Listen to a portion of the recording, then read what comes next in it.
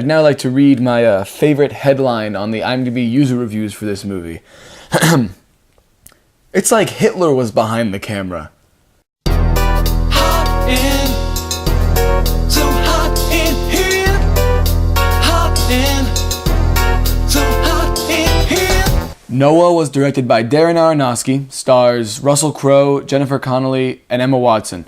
And it tells a story, as I'm sure you can guess, of Noah, the biblical figure who is instructed by God to build the ark containing 2 of each animal and pretty much restart the world. Now, before I start, I just want to say, my God, I did not realize how controversial this movie is, and it really has no reason to be. Like I said, looking through IMDb, I saw so many 1 out of 10 with just this headline, like, nothing like the Bible story is like, blah, blah, blah. It's like, it's a story. I mean, I go to a Catholic high school. I'm taking a class right now, literally called Bible, and it is all about how the Bible should not be taken literally. They're all stories meant to explain something. It's a myth, like a Greek myth.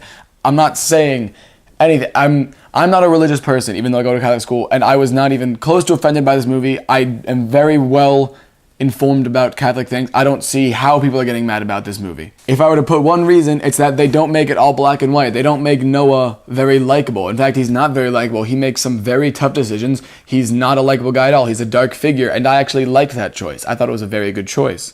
So just a message to all of those literalists and everyone taking the Bible extremely literally.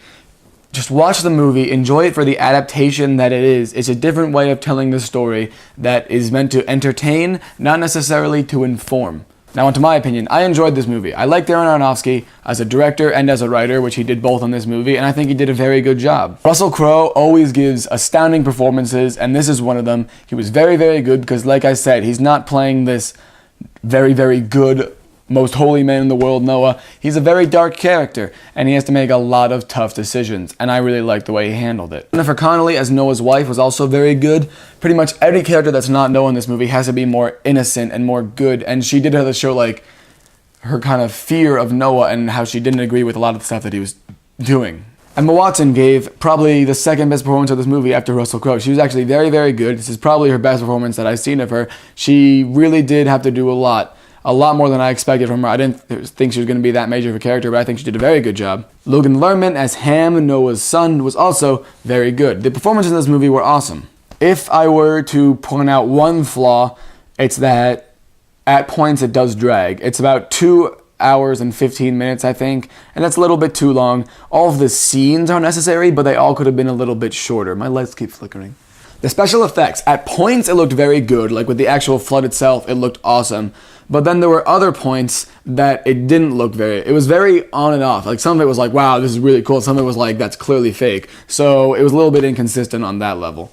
There were several points in this movie that I think Darren Aronofsky's style really showed through and I really enjoyed. One of them was Noah's retelling of the creation story to his family. I really enjoyed that segment. That was probably my favorite part of the movie. It was very, very cool, I thought. In the end, it's just going to be a very, very hit or miss depending on who you are. If you're a very, very religious person, you probably won't like this movie. If you're mildly religious, you'll probably like it a lot. If you're an atheist, you could like it or you could not. It really, I don't know. Just go in there, it's a movie. Ignore the source material like I try to do with any movie that's based off of a book or a story. It's just enjoy it for what it is, which I did, and I'm going to give Noah a B+.